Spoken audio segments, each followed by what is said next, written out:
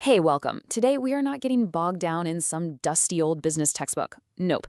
We are talking about the art of war for the modern world. Strategic management. And look, this isn't just about making plans. It's about creating a real, honest-to-goodness playbook for winning in what can be a super high-stakes game. So let's crack open that playbook and get right into it. The word strategy itself, it comes from the ancient Greek word strategia, which literally means the art of being a general. I just love this because it perfectly frames our entire conversation. I want you to think of yourself not just as a manager, but as a general. And your business isn't just a company, it's your army out on a campaign. And that really leads us to the big question for our entire explainer today.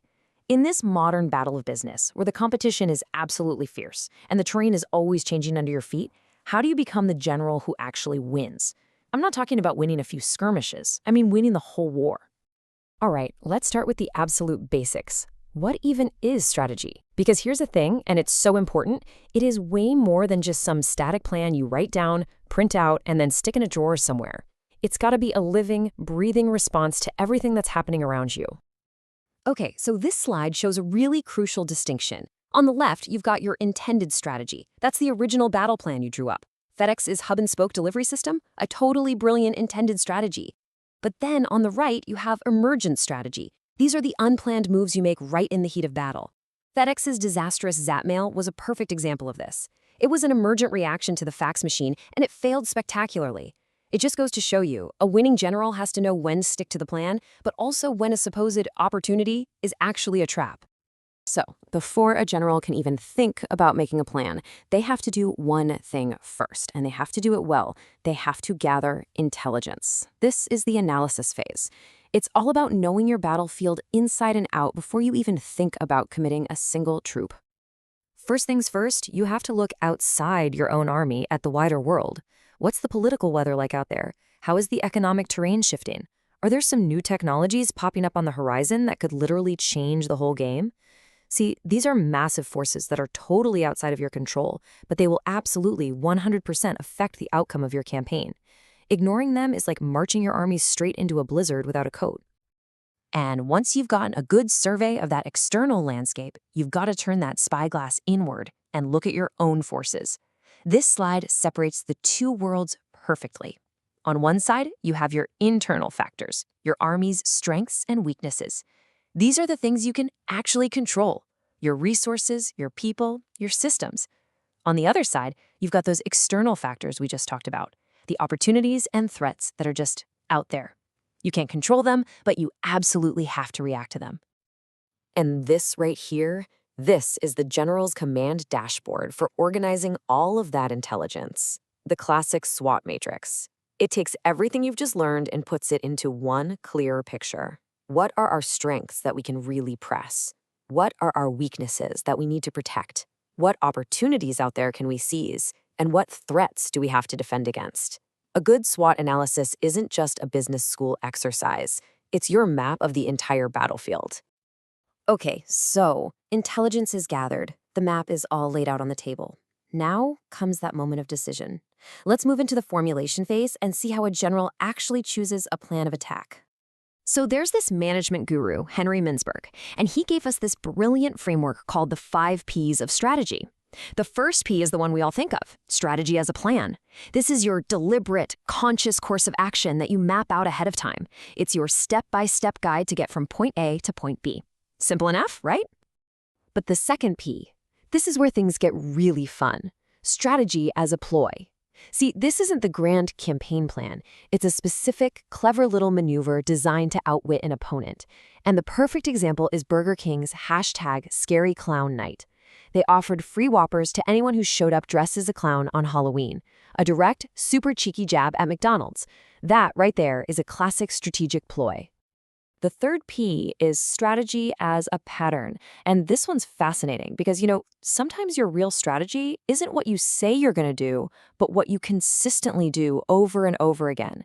It can actually emerge from your past actions and behaviors, whether you planned it that way or not.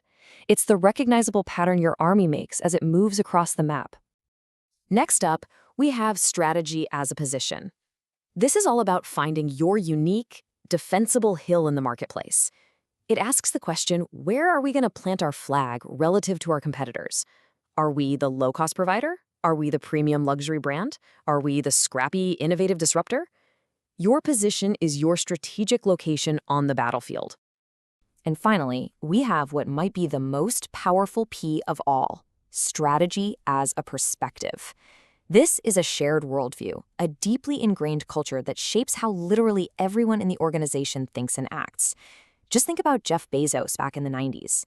When most people saw the internet as, I don't know, a communication tool, he had a completely unique perspective. He saw it as a global sales channel. That perspective wasn't just an idea, it became the strategy for all of Amazon. Now, here's a wild thought. What if the goal wasn't just to fight the other armies better, but to find a whole new continent where there are no other armies at all? This quote right here introduces a really powerful concept called blue ocean strategy. It's not about winning the war, it's about making the war totally irrelevant. The idea is actually pretty simple, but it's profound. Red oceans are the existing markets. They're bloody from all the fierce competition because everyone's fighting over the same group of customers. But blue oceans, those are new, uncontested market spaces that you create through innovation. Cirque du Soleil is the classic example, right? They didn't try to make a better traditional circus, no way. Instead, they blended circus arts with high-end theater, created a whole new form of entertainment, and just sailed off into a vast blue ocean, leaving all their old rivals behind in the red.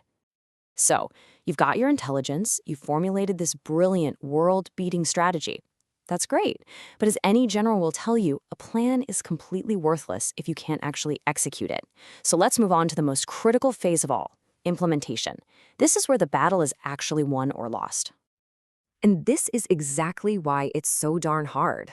Just look at the contrast on this slide. Formulation, that's intellectual. It's about being effective, and it mostly happens in the war room with a few top generals. But implementation? Oh, that's operational. It's about being efficient, and it requires coordinating everyone in the army, from the supply lines all the way to the frontline soldiers. It's the massive shift from thinking to doing. And that path is just filled with potential landmines. You run into problems you never saw coming. Different units aren't talking to each other, so coordination is a mess. Your troops don't have the right training or the right tools. I mean, this is where so many brilliant strategies just fall apart, not because the idea was bad, but because the execution completely failed. Which brings us to our final, absolutely crucial element, the general herself. The leader's role isn't just to dream up the plan, it's to inspire the troops to carry it out, day in and day out, and to make sure the entire army functions as one cohesive, powerful unit. A really great leader has to be two things at once. On one hand, they have to be a transactional leader. That's managing the details, making sure roles are clear, rewarding good performance. It's the day-to-day work of running an army. But they also have to be a transformational leader, the one who inspires a vision, instills pride, and makes everyone believe in a mission that's bigger than themselves. You absolutely need both to win. And this slide, this is basically the how-to guide.